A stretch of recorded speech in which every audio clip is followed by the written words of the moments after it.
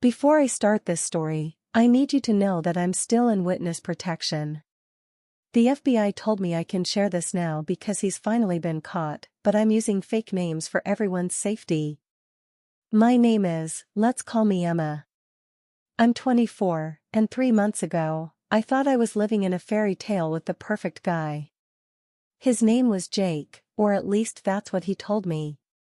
For 2 months, he was everything I'd ever wanted in a partner. Charming, successful, treated me like a queen. But what I discovered in his basement, what the police called his murder wall, it wasn't just about me. I wasn't his first victim, and I wasn't going to be his last. The FBI said if I hadn't found that room when I did, I would be dead right now. This is the story of how I accidentally stumbled upon a serial killer's planning room and how I managed to escape before becoming his next victim. The perfect predator. I met Jake on a dating app in January. His profile seemed almost too good to be true. Successful real estate agent, owned multiple properties, loved hiking and cooking, wanted a serious relationship. Our first date was at this expensive steakhouse where he'd apparently made reservations weeks in advance. I had a feeling we'd hit it off, he said with this perfect smile. He was 29, tall, dark hair, green eyes, and had this way of making me feel like I was the only person in the room. He remembered every detail about me, my coffee order, my favorite flowers, even random stories I'd told him. Second date, he took me to a private art gallery showing. Third date, he cooked for me at his house, this gorgeous modern place in the hills. Everything felt like a movie. He'd text me good morning and good night every day, send flowers to my work, surprise me with little gifts that showed he was really listening to me. For the first time in my life, I felt like I'd found someone who truly understood me. Looking back now, I realize he wasn't falling for me, he was studying me. The subtle control begins. After about a month, Jake started suggesting we spend more time at his place instead of mine. Your apartment is so cramped, he'd say, and honestly, that neighborhood makes me nervous for your safety. He started picking me up from work more often, saying he was in the area anyway. He'd ask detailed questions about my daily routines, what time I left for work, which route I took, where I liked to shop, which friends I spent time with. It felt caring, like he wanted to be involved in my life. He even suggested I stay over on weeknights. Why drive all the way home when you're just going to come back tomorrow? It made sense at the time. His house was beautiful, he was an amazing cook, and I was falling hard for him. But there were small things that bothered me. He never wanted to go to places where I'd suggested. It was always his choice of restaurant, his choice of activities. When I mentioned wanting to introduce him to my friends, he'd change the subject or suggest we wait until we were more established as a couple. He also had this habit of asking me to call him when I got home if I went anywhere without him, just so I know you're safe. It felt protective, not controlling. Jake's house was 3 stories, main floor, upstairs bedrooms, and what he said was a boring basement that he used for storage and his home gym. In 2 months of dating, I'd never been down there. Every time I'd start walking toward the basement door, he'd redirect me.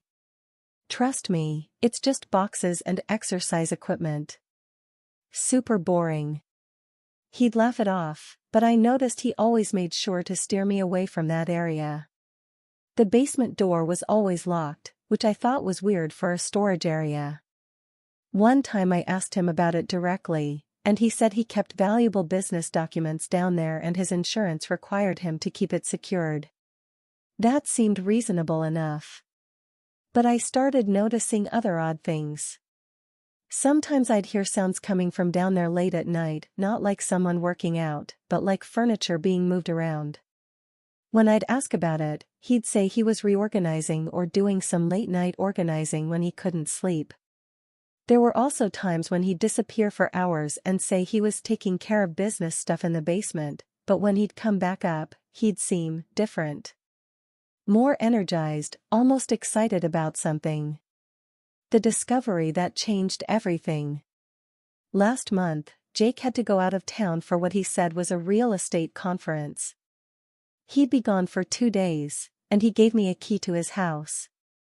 "Make yourself at home," he said, "order food, watch movies, whatever you want." But then he specifically said, "Just don't go in the basement, okay? I've got some important client files spread out down there, and I don't want anything to get messed up." That should have been fine, except that on the second night, I heard a noise coming from downstairs. Like something had fallen over. I was worried that maybe a pipe had burst or something was flooding. I found the basement key in his kitchen drawer. He'd mentioned keeping it there once. When I unlocked the door and started walking down the stairs, the first thing I noticed was how cold it was. Much colder than the rest of the house. The second thing I noticed was the smell, like cleaning chemicals and something else I couldn't identify. I flipped on the light switch at the bottom of the stairs, and what I saw made my legs give out. I literally collapsed onto the stairs because I couldn't process what I was looking at. The murder wall.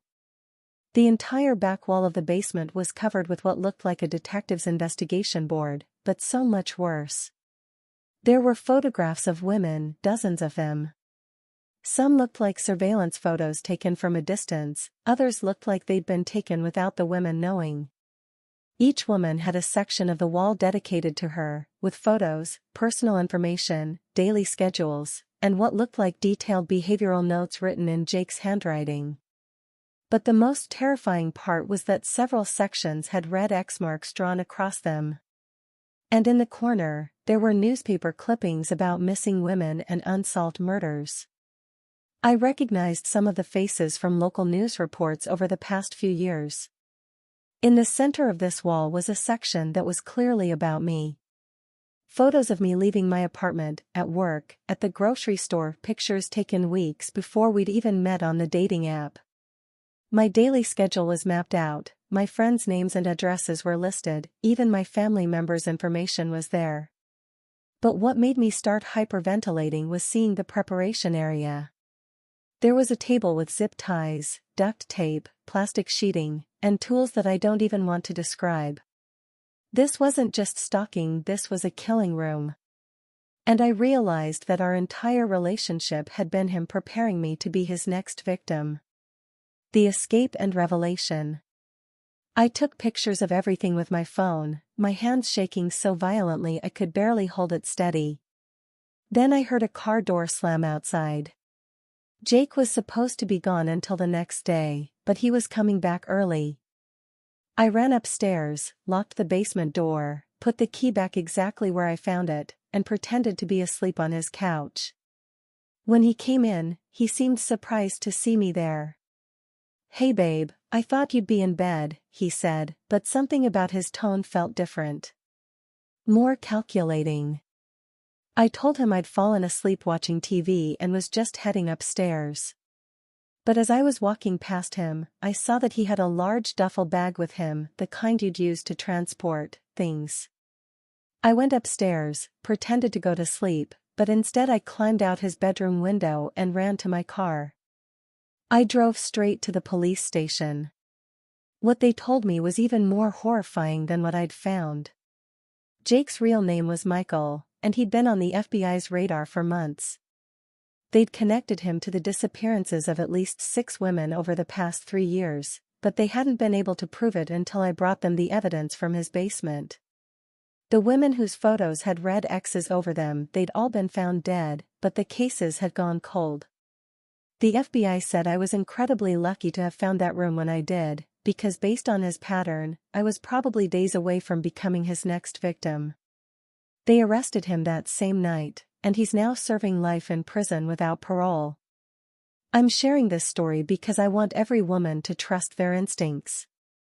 If someone seems too perfect, if they're trying to control your schedule or isolate you from friends, if they have areas of their life that are completely off limits, pay attention to those red flags. I almost died because I ignored the small signs that something was wrong. Please, if any part of this story sounds familiar, get help immediately. And if you've had similar experiences with someone who seemed too good to be true, share your story in the comments. We need to protect each other. Subscribe for more true crime stories, and please, stay safe out there.